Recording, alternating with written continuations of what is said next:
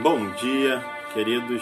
Hoje, quinta-feira, não é? E vou aqui ler a passagem bíblica reservada para o dia da Escola Bíblica Dominical do Conselho, das Igrejas de Nova Vida. E o texto selecionado para hoje é a segunda carta de Paulo à Igreja em Corinto, no capítulo 6, do versículo 17 até o capítulo 7, no versículo 1. Assim diz a palavra de Deus: por isso, retirai-vos do meio deles, separai-vos, diz o Senhor. Não toqueis em coisas impuras, e eu vos receberei. Serei vosso pai, e vós sereis para mim filhos e filhas, diz o Senhor Todo-Poderoso. Tendo, pois, ó amados, tais promessas, purifiquemo-nos de toda impureza, tanto da carne como do espírito, aperfeiçoando a nossa santidade no temor de Deus. É importante, não é? Sempre que nós lermos uma passagem bíblica, não nos isolarmos somente naquele texto. A gente precisa olhar o contexto, os versículos que estão em volta deste texto. Aqui, o apóstolo Paulo, escrevendo aos Coríntios, ele começa falando sobre não vos ponhais. Ele fala, não vos ponhais em jugo desigual. E o que é o jugo? Você aconselha você, se você puder, entrar na internet e ver o que é um jugo. É uma peça de madeira que os agricultores, aqueles que cuidavam, que tratavam de animais, uma peça que segurava dois bois na hora de arar a terra. Então, dois bois ficam presos pelos seus, no pescoço e andando na mesma direção, arando a terra, preparando a terra ali para a plantação. Então, o apóstolo Paulo, ele chama a atenção que como pode a semelhança desse jugo, que dois animais ficam presos por uma madeira andando na mesma direção. Então, como pode alguém que teme a Deus ficar debaixo de um mesmo jugo com alguém que não teme? Como pode alguém que ama a Deus, que usa sua vida em louvor para a glória de Deus, caminhar intimamente, ter uma relação íntima, ter algo bem profundo com alguém que não tem esses mesmos princípios de vida? Então, o apóstolo Paulo aqui na carta aos Coríntios, ele nos faz pensar sobre alguns pontos.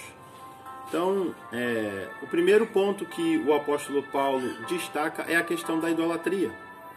Então, a igreja de Corinto estava se convertendo ao Senhor Jesus Cristo. E eles não poderiam servir a Jesus e, ao mesmo tempo, estar nessa relação de intimidade e também praticando os mesmos atos de idolatria dos outros coríntios. Não. Então, o apóstolo Paulo falou que comunhão que há da luz com as trevas, ou de Cristo com Belial, de Cristo com o maligno. Então, não pode haver essa união da idolatria com a adoração ao Deus único. Existe uma incompatibilidade nesse caminhar. Então, o primeiro ponto que Paulo destaca é essa questão combatendo a idolatria. O segundo ponto que ele fala de não ter esse relacionamento íntimo. E aí a gente pode pegar esse princípio bíblico e aplicar na nossa vida, não é? Quero contar aqui um exemplo que eu vivi. Não estou contando história de outras pessoas e também não quer dizer que aquilo que eu vivi é uma regra para todas as pessoas. Mas certa vez eu estava dando aula com um professor e surgiu uma necessidade. Eu sou cristão e esse professor não era cristão. E surgiu a necessidade de nós abrirmos um curso preparatório. E eu conversei com esse professor da necessidade que nós estávamos ali naquele momento de abrir um curso preparatório. E aí ele falou algumas coisas para mim. Olha, eu não posso assinar o contrato junto com você de locação do imóvel porque eu estou me separando da minha mulher e eu não quero dividir bem nenhum com ela. Primeiro ponto, já que ele tocou, que ele não poderia entrar na sociedade com o nome dele. Depois ele falou que ele trabalhava em uma escola e que ele ia furtar papéis dessa escola e trazer para o nosso curso preparatório. E ele ainda comentou que o irmão dele trabalhava em uma grande empresa e queria furtar computadores dessa empresa para colocar no nosso cursinho também. Bom, gente, é incompatível a minha sociedade com ele e graças a Deus, né, eu não abri o cursinho com ele e ali o nosso negócio terminou. Infelizmente a gente não continuou mais dando aula junto porque havia uma incompatibilidade entre aquilo que eu penso e aquilo que ele pensava, não é? Não que estou querendo dizer isso, que todas as pessoas que não são cristãs que têm esse comportamento. Não, isso é caráter, não é? Estou dando o caso específico desse homem que não temia a Deus e quais foram as propostas que ele fez para mim e eu veria uma incompatibilidade natural. Então, é pensar nos negócios. Às vezes você vai montar uma empresa com alguém que não teme a Deus, que não tem o mesmo pensamento que você, a probabilidade de estar errado é muito grande. Lembrando que a Bíblia, ela não é um manual proibitivo, mas a Bíblia é um manual protetivo. A Bíblia ela não vem para nos proteger, nos prender, nos proibir, não. A Bíblia vem para nos proteger, nos orientar para nós seguirmos o caminho correto. E aí um outro ponto importante de pensar é a questão do casamento, não é? Como pode alguém que teme a Deus, alguém que ama a Deus, se casar com uma pessoa que não tem o mesmo temor e que não tem o mesmo amor a Deus? A Bíblia é bem clara, não é? Se alguém se converte ao Senhor e já está casado com alguém que não é cristão, o apóstolo Paulo mesmo orienta para perseverar no casamento.